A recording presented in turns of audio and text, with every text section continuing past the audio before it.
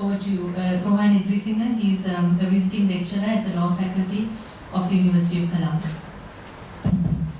Thank you very much, Sonali. Manohara, Jayanpati, ladies and gentlemen. My view of the 19th Amendment to the Constitution is that in terms of substance, it was disappointing, and I tend to agree with Manohara's criticism of the 19th Amendment in terms of substance. But I'd like to focus on something that Jayanpati and Manohara probably didn't have time to focus on, and that is with respect to the process by which the 19th Amendment was adopted. And to me, the main lesson that can be learned from the 19th Amendment experience is that never again should Sri Lanka have a constitutional amendment process like the 19th Amendment process. If you look at first principles of constitutionalism, you will know that one of the primary objectives of a constitution is to protect the people from the people in power. So in other words, to protect the people from politicians. And if you look at it from those first principles, it was actually quite absurd that the 19th Amendment was debated and discussed, and numerous amendments were proposed within Parliament without any sort of consultation with the people. And Manohara, at the end of his speech, said, you should all look at the 19th Amendment and read it carefully. I can't read the 19th Amendment today, 3 weeks after it was passed by Parliament. And I think that is really a scandal from the point of view of constitutional first principles. And I would have liked if some of our political leaders had at least raised this as a matter of principle in Parliament and asked why the final version of the 19th Amendment was not made public.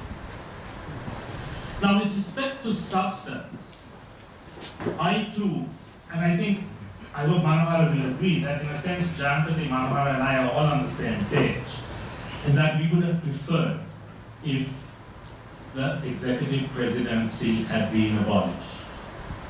But I think there were constitutional and also political obstacles to that being done early on. But my preferred option, and certainly with the benefit of hindsight, it becomes even more preferred option, would have been for the new government within the first couple of weeks of its term to have gone for a referendum. Then all these questions about why haven't you touched Article 4, is Article 4 entrenched, why are you doing this sort of piecemeal, all that could have been avoided. And I must say, I also don't agree with the argument about election fatigue, because a referendum is very different to an election. There is a specific question. Do you want the presidency abolished? Now, where I disagree with Manohara is that I think the people would have voted for abolition. Because for many, many years, I think the Sri Lankan people have become aware of the fact that the powers vested in the office of the executive president of Sri Lanka far exceed the powers given to presidents under other democratic constitutions. And there is a powerful demand, I think, for abolition. There is certainly a powerful school of thought in favor of a reformed presidency as opposed to abolition. But I think that if there was a specific question on whether you want the presidency abolished or not, the people would have voted in favor of abolition. Not just because of the excesses of the Rajapaksas, but because of the excesses of all the presidents that we have had in office from both the UNDP and the SF. With respect to the main elements of the 19th Amendment, I feel there were 3. One was reducing the powers of the president. Second, to revive the 17th Amendment and the notion of a constitutional council and independent commissions. And thirdly, to introduce a right to information. I'm not sure that actually it was necessary to have a section on the right to information, because the government's pledged to introduce a specific bill on the right to information. But with respect to the reduction of the powers of the presidency, I'm not sure that the powers have been reduced sufficiently, even within the framework of the Supreme Court determination that Jan referred to. The immunity clause has not been amended sufficiently. Still, the president cannot be made a party to legal proceedings. And I know Manohar and I have very different views on the 13th Amendment, but in my view, whole chunks of the 13th Amendment cannot be implemented precisely because the president cannot be made a party to legal proceedings. So I would disagree with Manohar and say that notwithstanding what the Supreme Court has said in various cases, there is still a need to remove absolute immunity for the president, and still the president cannot be made a party to legal proceedings for things done in his private capacity. Why on earth do we need to protect, say, the president from divorce proceedings by his or her wife? I just can't understand why you need that kind of blanket immunity. Now, with respect to the Constitutional Council idea, again, I would urge Manohar to consider the fact that in plural, multicultural societies, there is a need to ensure that important constitutional organs or institutions are inclusive. In Nepal, for example, they have actually decided that the constitution should be federal, secular, and inclusive. And the whole idea there is not to introduce ethnicity or religion or caste as a divisive element, but to try and ensure that all the communities of the country have a stake in the Constitution. Now, I agree that it's a difficult issue because sometimes you might unwittingly exacerbate ethnic or religious consciousness. But I would appeal to Manohar to consider that even though you might not want to entrench ethnicity too much, there is a need to try and ensure that institutions are inclusive.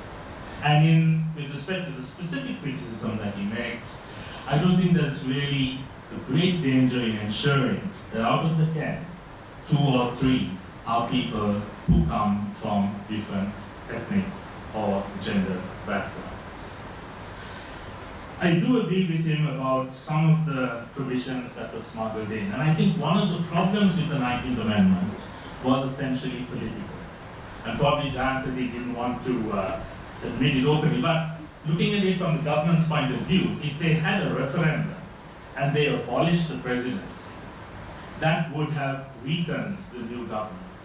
And there were probably political imperatives as to why there was a desire to keep the presidency for a certain period of time. And the lawyers in the room will know that the most famous case from Ceylon that is still talked about internationally, and particularly within the Commonwealth, Leonardo and the Queen, the Privy Council in that case spoke about ad hoc, ad hominem legislation. In a sense, this constitutional amendment was ad hoc, ad hominem, because it was an amendment which tried to achieve some good objectives, but within the framework of the political reality of a new president, Edirisinha, and the need to accommodate a minority prime minister, if you like, Manuel Dickinson. So there were problems.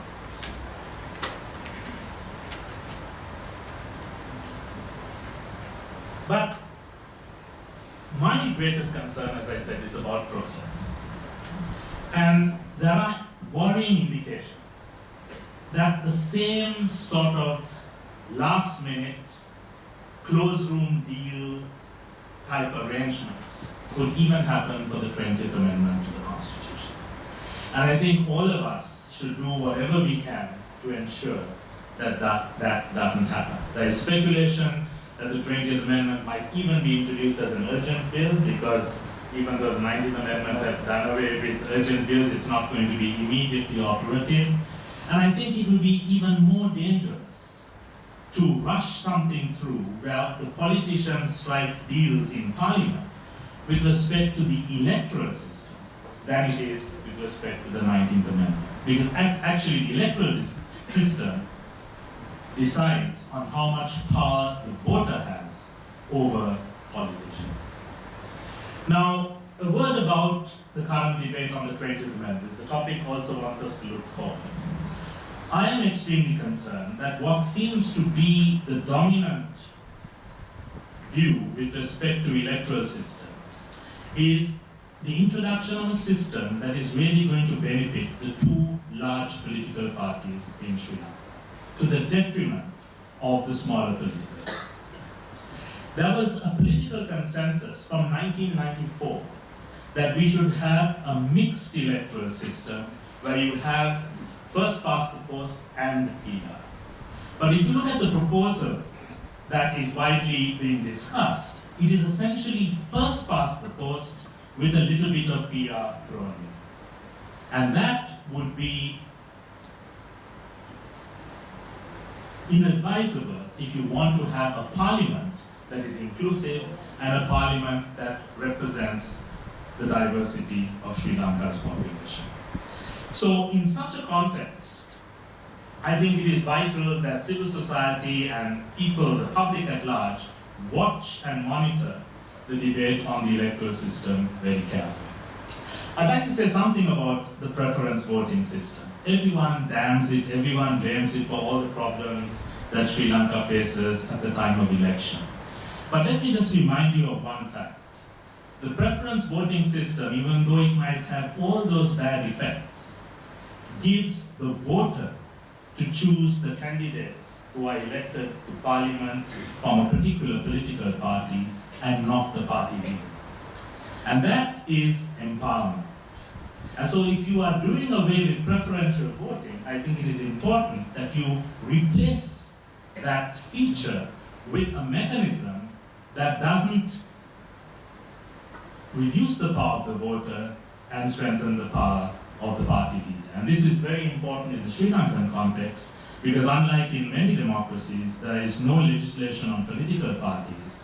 And I have yet to find one political party which really has a democratic constitution for its own operation. So the lack of intra-party democracy makes this a very important point. My last point, Sonali, is about the need for a third Republican constitution.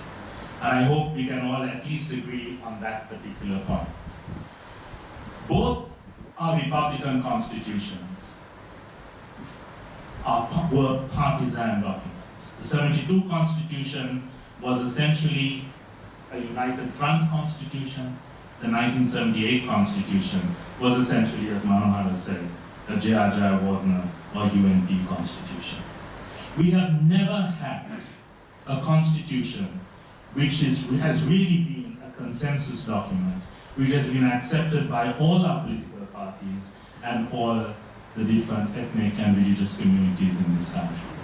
And I think it's very important that Sri Lanka therefore has a new third Republican constitution. Let me also just highlight why we need a new constitution.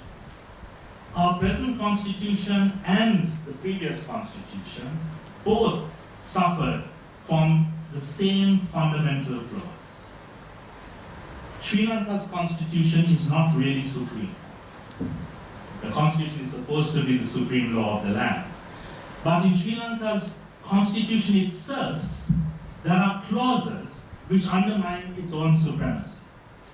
And I have never found another constitution in the world that has provisions like that. Let me give you a few examples. We have a Bill of Rights, but the clause after our Bill of Rights validates all existing law, even though the laws may violate the Bill of Rights. The South African Constitution, even the Thai Constitution, have clauses which say exactly the opposite. In most constitutions, you have judicial review of legislation as the mechanism by which you ensure that all legislation is subordinate to the Constitution, all legislation is consistent with the Constitution. The Sri Lankan Constitution, in Article 80, subsection 3, says that once a law is passed, even if it is unconstitutional, it will become legally valid. Unprecedented. And you also have a clause in our constitution, Article 84, which tells Parliament how it can pass unconstitutional laws. So in other words, the constitution itself is enabling Parliament to pass legislation that is inconsistent with the constitution. When I mentioned these three clauses to the CA members in Nepal, their jaws dropped because they had never imagined that something like that could be in a constitution. I can give you many more examples, but I don't have time, and I know that Sonali is getting a bit impatient. But the point I'm trying to make is that lots of the other provisions in our constitution suggest that our constitution suffers from defects from the point of view of constitutional first principles, and that is why we need a complete overhaul. The last point is, how do we do this? And I fully agree with Jayampati that we should try to push all the political parties to make the issue of constitutional reform an issue in their manifestos for the next parliamentary election. And I hope Mr. Dinesh Gunawardhan won't mind my saying so, since he's here, that I am a little nervous about giving the responsibility for drafting a new constitution solely to members of parliament or members of a constituent assembly. Because the way in which the 19th Amendment happened shows that sometimes they don't appreciate the fact that a constitution is meant to protect the people from the politicians themselves. And so this is a difficult question. Do we need to have a combined approach where we obviously have the Constituent Assembly taking the final decisions because they have legitimacy, they're elected by the people, but do we need to also have something like a constitutional commission, a group of experts who can also get involved so that the whole approach to constitution making is not bargaining and negotiating at the last minute within the various committee rooms of parliament, completely shielded from public scrutiny, but where we can have a more open and transparent process. So this is also something that I think we need to flag so that hopefully our political leaders can address it in the forthcoming election. Thank you very much.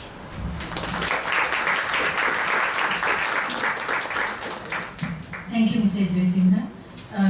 Mr. Edirisinha essentially referred to the fact that for him the process leading up to the adoption of the 19th Amendment was disappointing, and that he also had concerns that this a similar it could also be similarly applicable to the draft 20th Amendment under discussion. He also referred to the fact that constitutional and political obstacles for abolition, that there were these obstacles and that essentially the option would have been to have gone for a referendum. Also the fact that he was not so sure whether the presidential powers had been reduced sufficiently, particularly taking into account issues of immunity of the president and the fact that this also had a bearing on the 13th Amendment to the Constitution.